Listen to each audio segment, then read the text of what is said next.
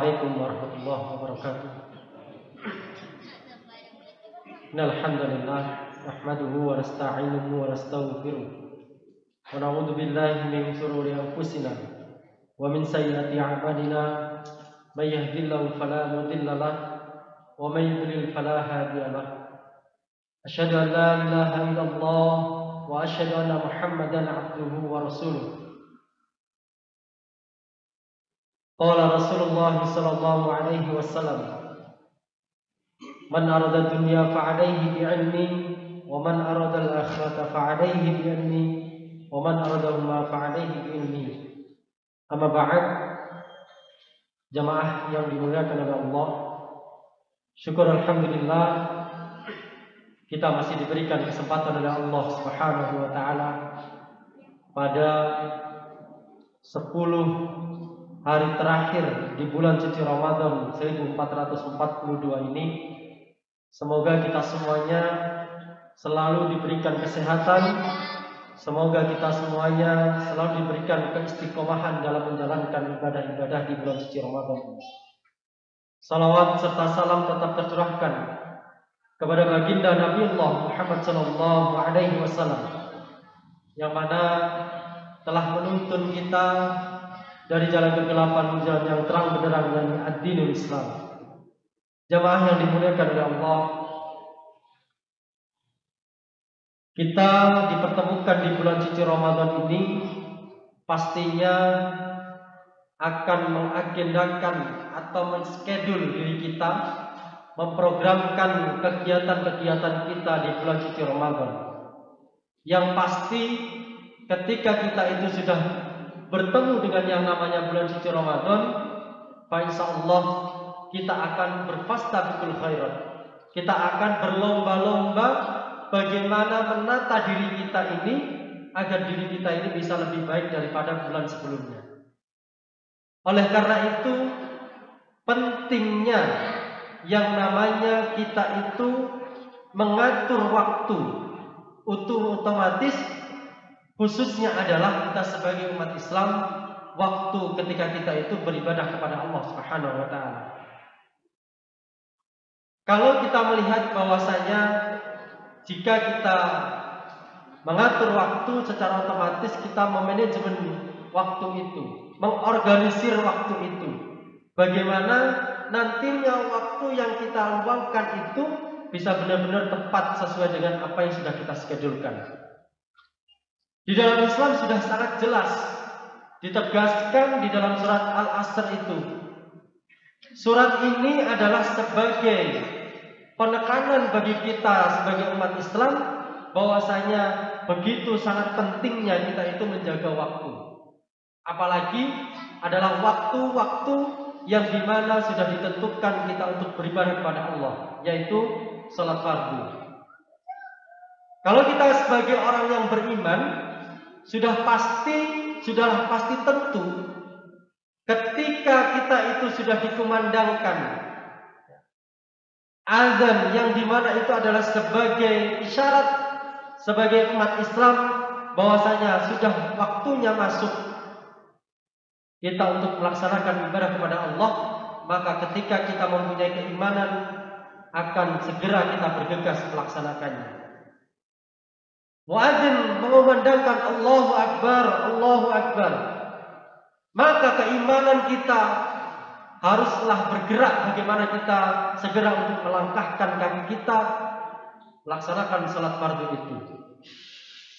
Jamaah yang dirahmati oleh Allah, kalau kita melihat bahwasanya di dalam surat Al-Asr itu, pertama yang harus kita bawahi bahwasanya di dalam agama kita Islam ini sangat menghargai yang namanya waktu. Kalau kita benar-benar menghargai waktu, maka kita pasti di bulan suci Ramadan ini akan memprogramkan bagaimana kita itu benar-benar baik di dalam ibadahnya.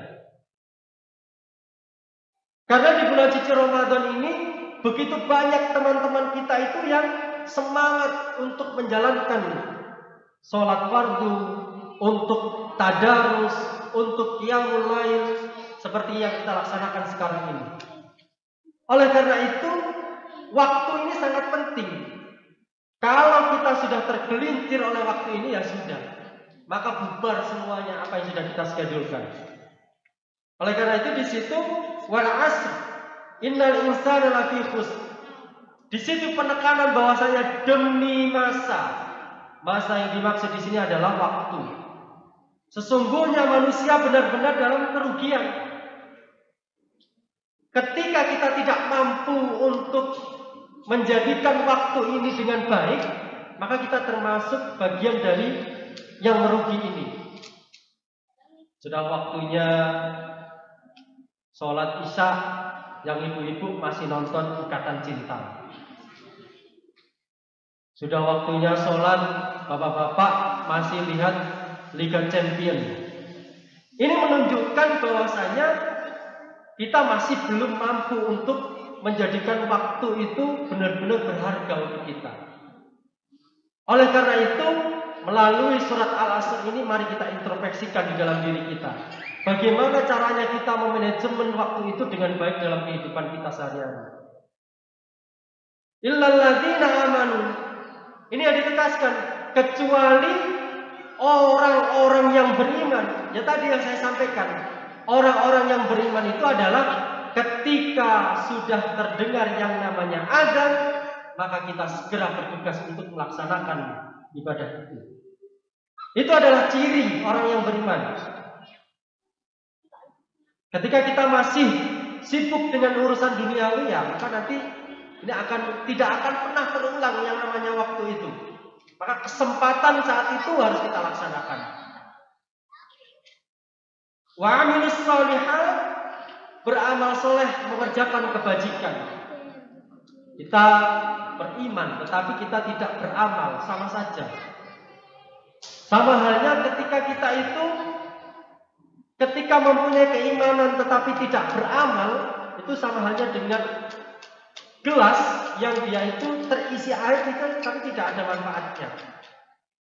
Oleh karena itu, iman dengan amal ini menjadi satu kesatuan.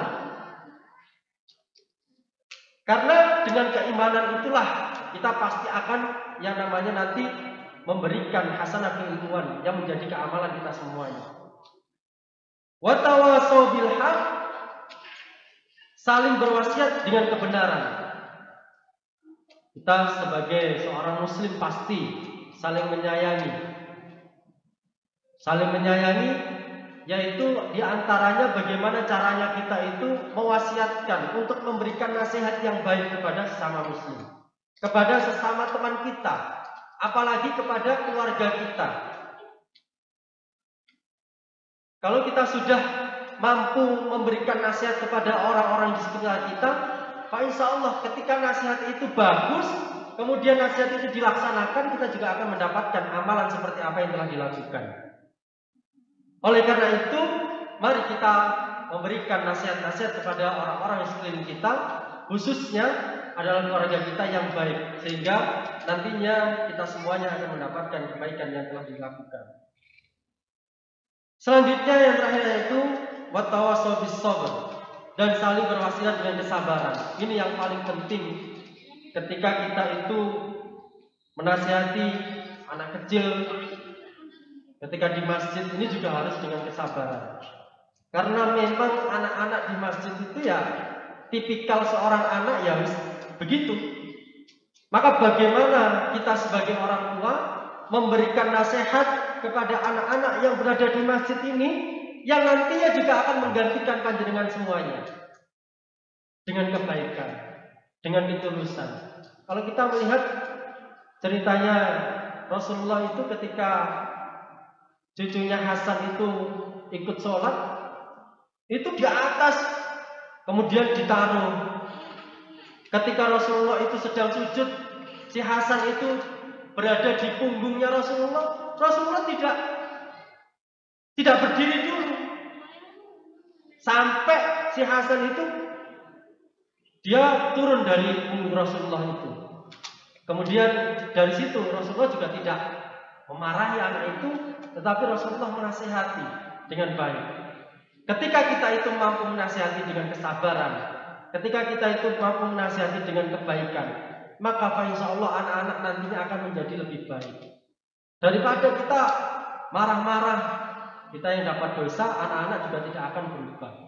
Oleh karena itu, kembali lagi pada pentingnya kita manajemen waktu beribadah khususnya. Mari di sisa bulan Ramadan ini kita perbaiki proses waktu kita untuk beribadah kepada Allah.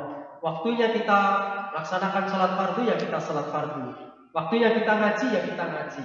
Sehingga itu adalah menjadi amalan kita, dan kita semuanya nantinya insya Allah akan dipertemukan di Allah Subhanahu Wa Taala di surganya nanti. Terima kasih. Itu saja yang dapat saya sampaikan. Kurang lebihnya mohon maaf. Billahi fi sabilil haq. Wassalamualaikum warahmatullahi wabarakatuh.